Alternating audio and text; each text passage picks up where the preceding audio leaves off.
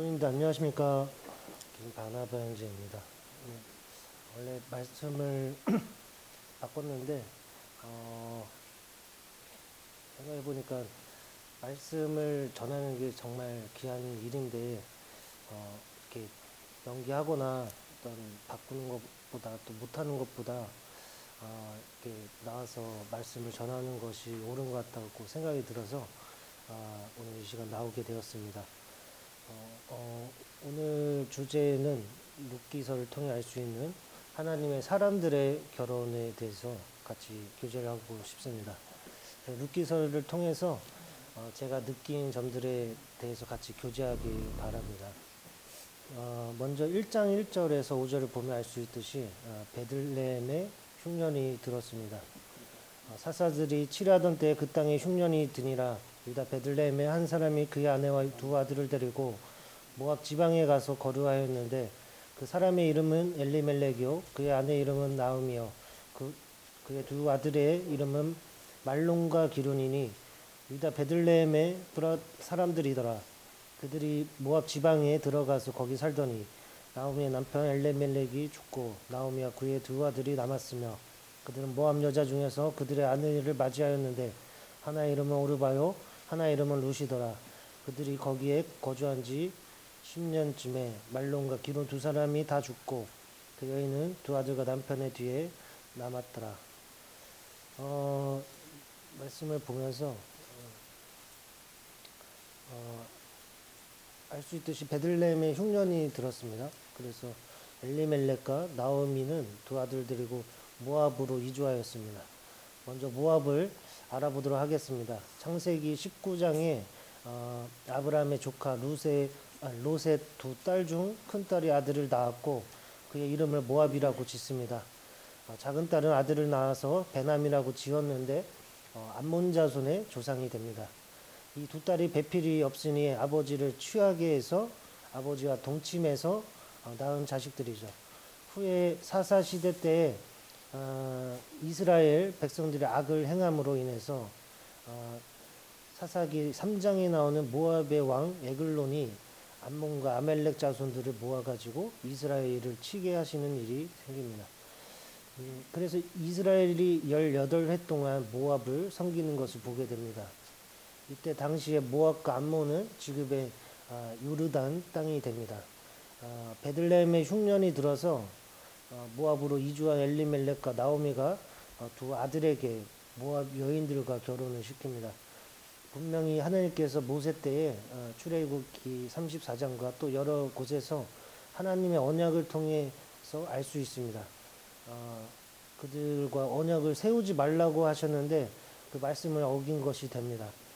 룻기서에 이것 때문에 아들이 죽었다라고 나오지는 않지만 그 어머니보다 먼저 죽은 것은 하나님의 말씀을 어겼기 때문이라고밖에 생각이 안 듭니다. 또한 우리에게 말씀하려 하시는 것은 우리는 거룩하게 구별되어야 하는 것임을 말씀해 주고 있습니다. 창세기 24장을 통해서 아브라함은 가나안 여인들 중에서 찾지 않고 늙은 종을 보내서 자신의 고향인 메소포타미아 그쪽에 이제 나홀의 성으로 이렇게 보내게 되는데 그 안에서 같은 하나님을 섬기는 여인을 며느리로 삼는 것을 보게 되는 것 같이 우리는 같은 하나님을 섬기는 배우자를 영적인 틀 안에서 찾아야 하는 것을 말씀해주고 계십니다. 가나안 땅은 하나님께서 출애굽을 한 이스라엘 백성들에게 주신 땅입니다. 그렇게 흉년이 들고 아무리 힘들더라도 주님께 의지하고 베들레헴을 떠나지 말았어야 하는 것입니다. 아무리 용모가 뛰어나고 그가 능력이 뛰어나고 부유한 자일지라도 나를 사랑하고 나를 위해 희생하고 헌신하는 그러한 자일지라도 같은 하나님을 믿지 않는다면 분명히 선을 그어야 합니다. 하나님의 말씀을 거역하고 배우자로 삼는다면 끊어지게 되는 것이죠. 분명히 말로가 불행하다는 것을 볼 수 있습니다. 1장 19절에서 룻기서 1장 19절에서 21절을 보시면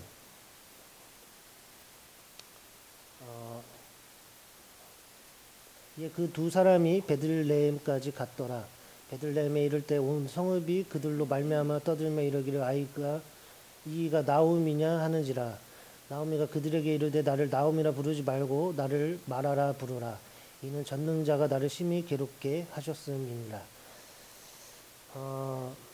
이렇게 말씀을 하고 계시는데, 이 말씀을 보니까 저번에 이렇게 말씀을 들었던 허물죄라는 한자가 떠오르더라고요. 스스로 자자에 매울 신자, 이게 이제 고대 중국 한자인데, 그러니까 스스로 맵다가 아니라 이제 매울 신자에는 다른 뜻이 있습니다. 이제 혹독해지다, 괴로워지다, 고생해지다 이라는 뜻이 있어서 스스로 혹독해지고 괴로워지는 것을 의미합니다. 그래서 죄라는 것은 하와가 그 언약을 어기고 그 단 하나의 약속, 선악과를 먹지 말라는 것을 어김으로 인해서 시작이 된 것이죠. 그래서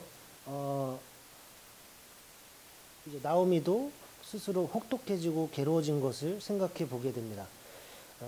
그러니까 흉년이 들어서 모압에 갔다가 하나님 말씀을 어기고 하나님과의 언약을 어기고 아들들을 줌으로써 스스로 혹독해진 나오미를 보게 됩니다.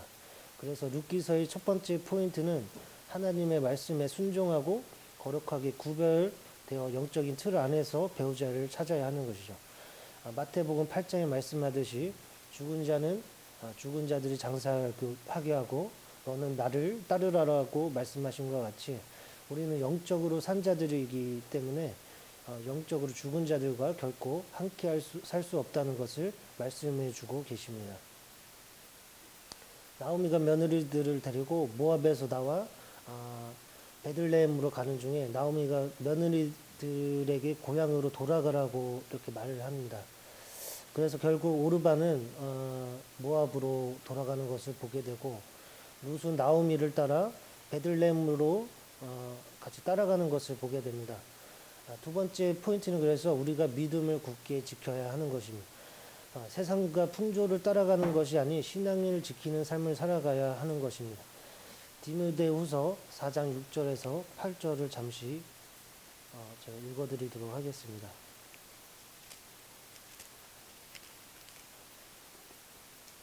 전제와 같이 내가 벌써 부어지고 나의 떠날 시각이 가까웠도다. 나는 선한 싸움을 싸우고 나의 달려갈 길을 마치고 믿음을 지켰으니 이제 후로는 나를 위하여 그의 면류관이 예비되었으므로 주 곧 의로우신 재판장이 그날에 내게 주실 것이며 내게만 아니라 주의 나타나심을 사모하는 모든 자에게도니라. 이 말씀을 보면은 바울은 영적 아들인 디모데에게 이와 같이 말씀하고 있습니다. 이 광야길 나그네 인생길에서 주님께서 부르시는 그날까지 선한 싸움을 싸우고 나의 달려갈 길을 마치고 믿음을 지킨 사도 바울과 같이 해야 한다는 것이죠. 세상의 유혹과 풍조를 따라가는 것이 아닌 이 세상에 소망을 두지 말고 하늘의 소망을 두어야 합니다. 나를 위해 예비해 주신 주의 의의 면류관을 기억하며 살아가야 합니다. 나오미가 며느리들을 아낌없이 사랑한 것을 볼 수 있습니다. 8절부터 10절을 보면 알 수 있습니다.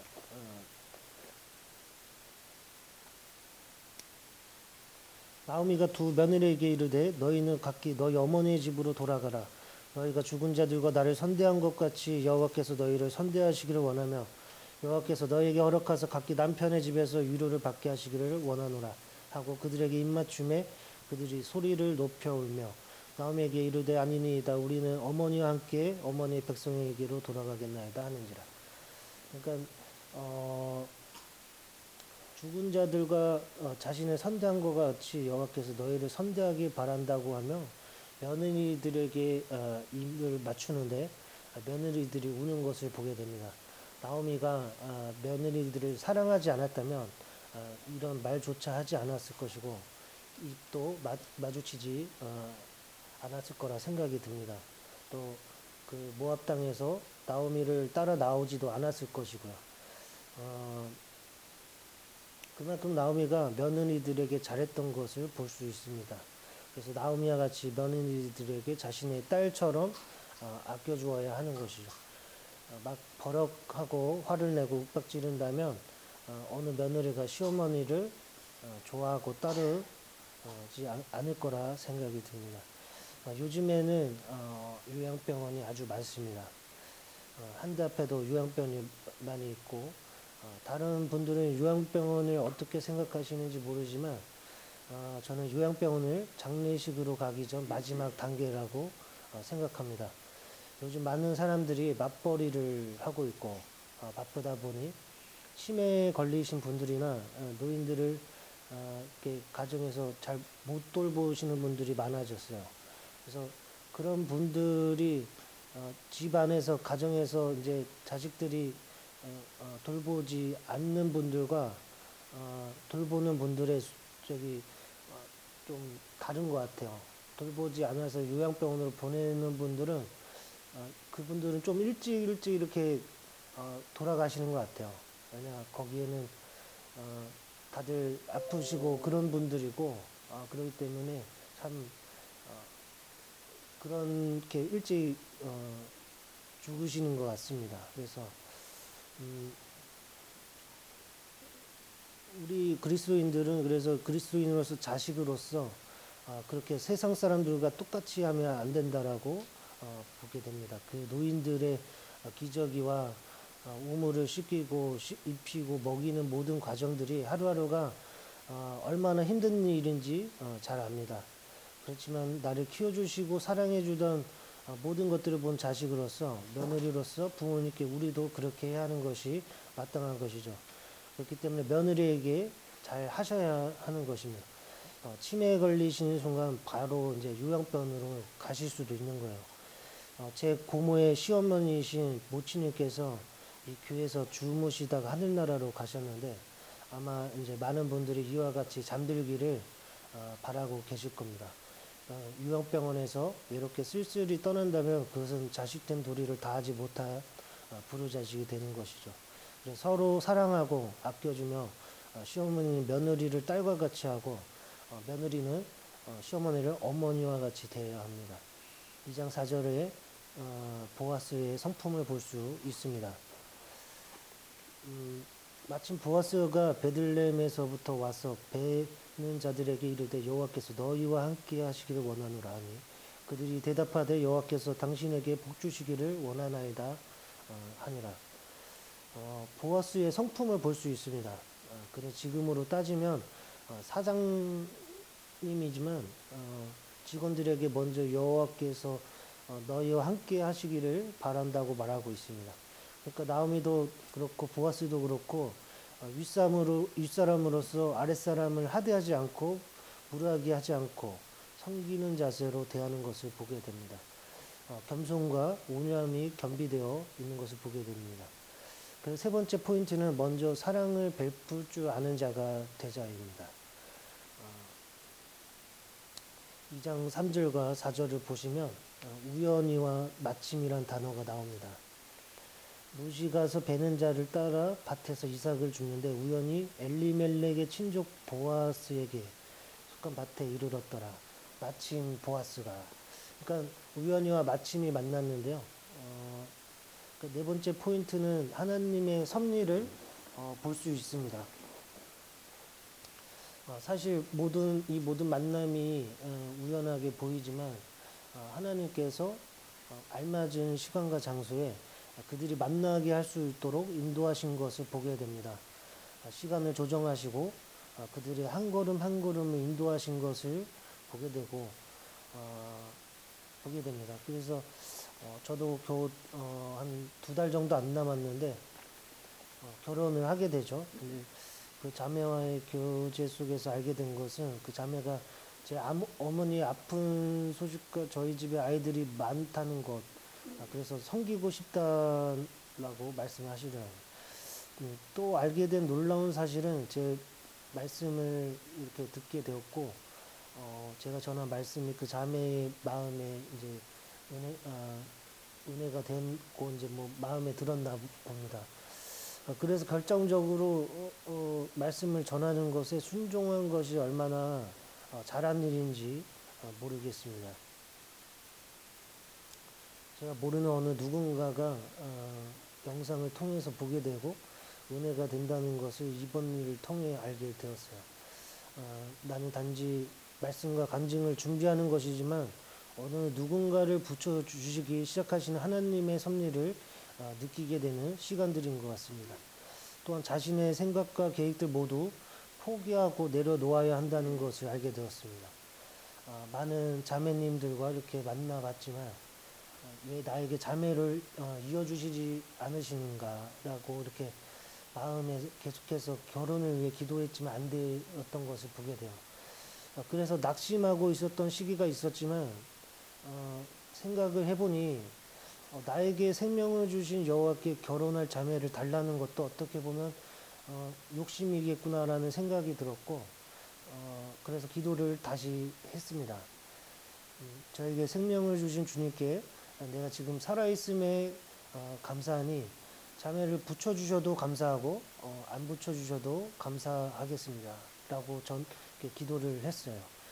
그러다 아버지께서 이제 형제 출판사 그 밴드와 여러 곳에서 제 영상을 올리시는데 뜬금없이 전천 캠프에 참석도 안 했는데 전천 캠프에 제 말씀이 올라가 있고 그런 걸 보면서 제가 몇 번 이제 내리라고 말씀을 했었어요. 근데 이제 시간이 지나다 보니까 이제 말하기가 귀찮아지는 거예요. 그래서 말씀을 올려도 이제 말씀을 안 드렸죠. 내리라고. 그러다 보니 저희 안산동부 이 영상들을 보게 되면요. 유튜브 그 조회수를 보면 다 저보다 훌륭하신 분들이지만 많이 안 나오는 거예요. 그래서 왜 그럴까 했더니 아빠가 올린 그 밴드를 통해서 보시는 분들이 많구나라는 생각이 들게 되더라고요. 그래서 또 그것을 통해서 저 멀리 있는 여수의 자매님이 그 영상을 보고 이제 있었던 거고 그런 것 같이 이제 딱 생각이 드는 것이 저도 모르는 이런 방법을 통해서 신기하게 이렇게 하나님께서 인도하시는 것을 보게 되면서 우리 이제 결혼해야 될 이제 청년 형제 자매님들이 계신데 또 말씀에 순종하시고 또 이런 영상들이 또 밴드에 올라가면은 또 우리가 모르는 그 시간과 장소에서 어떤 분들이 보고 계시지 않을까라는 생각이 들더라고요. 그래서 또 자매님들은 타 모임에 이제 청년 형제님들 영상들을 말씀을 이제 보고 또 마음 가운데 은혜가 되고 감동이 되면 또 이루어지지 않을까라는 생각이 들어요. 그래서 이렇게 새로운 방법을 보여주셨으니까 이렇게 해서 또 결혼을 하는 것이 아름다운 결혼이 될 것 같다라는 생각이 듭니다.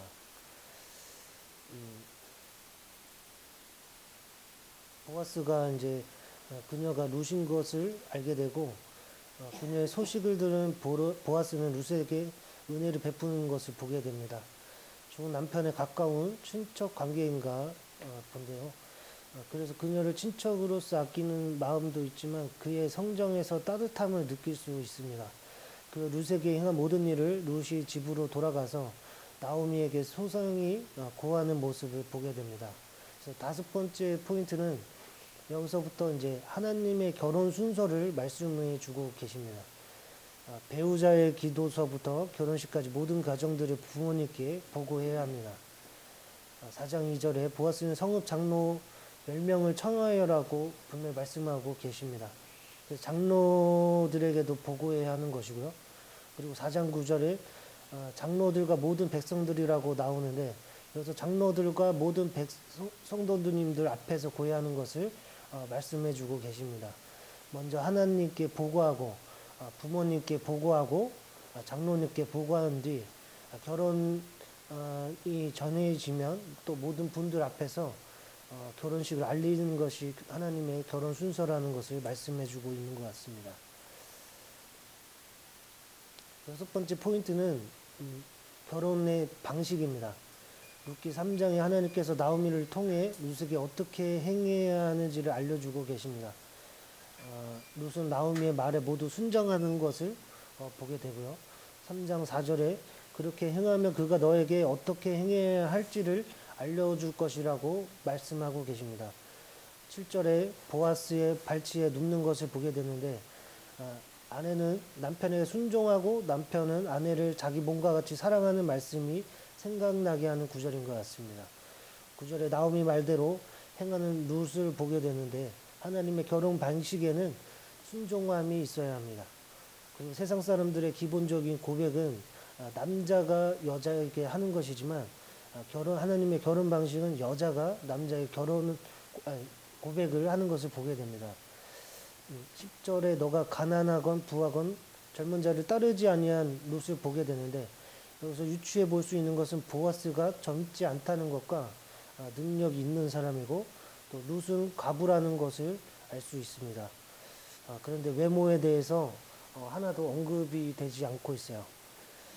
그래서 창세기 24장에도 이삭과 리브가의 결혼에도 외모에 대해서는 전혀 언급되지 않는 것을 보게 됩니다.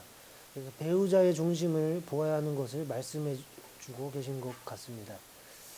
3장과 4장에 기업 물을 자라는 말이 나오는데 이 말의 뜻은 기업을 구속하는 사람, 되찾아 주는 사람이라는 뜻입니다. 그래서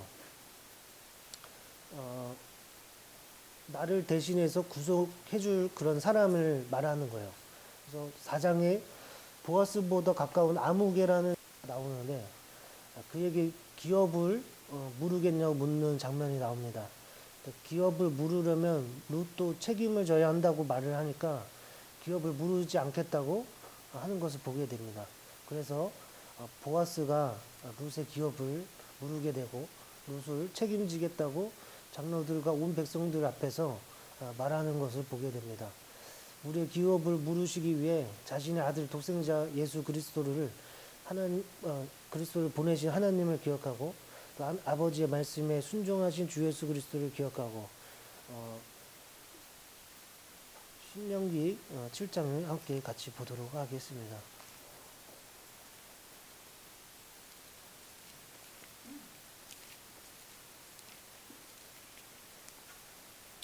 1절에서 11절인데요. 제가 읽도록 하겠습니다.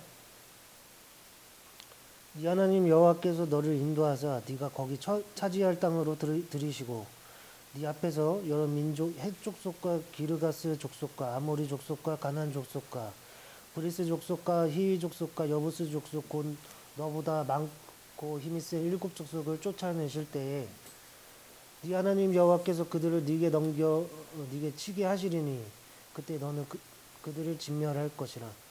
그들과 어떤 언약도 하지 말 것이요 그들을 불쌍히 여기지도 말 것이며 또 그들과 혼인하지도 말지니 이 딸을 그들의 아들에게 주지 말 것이요 그들의 딸도 네 며느리로 삼지 말 것은 그가 네 아들을 유혹하여 그가 여호와를 떠나고 다른 신들을 섬기게 하므로 여호와께서 너희에게 진노하사 갑자기 너희를 멸하실 것임이니라. 오직 너희가 그들에게 행할 것은 이러하니 그들의 제단을 헐며 주상을 깨뜨리며 아세라의 목상을 찍으며 조각한 우상들을 불사를 것이니라.